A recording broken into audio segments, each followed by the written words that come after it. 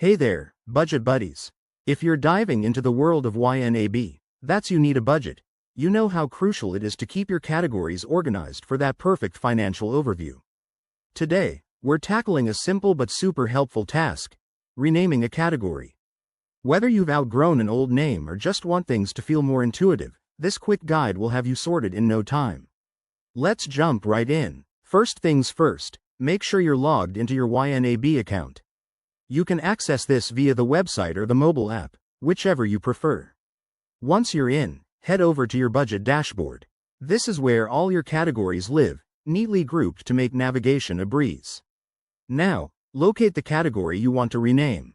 Scroll through your list or use the search function if you have a lot going on. Once you've found it, click on the category name. This should bring up an edit option. ynab makes it user-friendly, so look for the pencil icon or an edit button. In the edit mode, you'll see a field where you can type in the new name.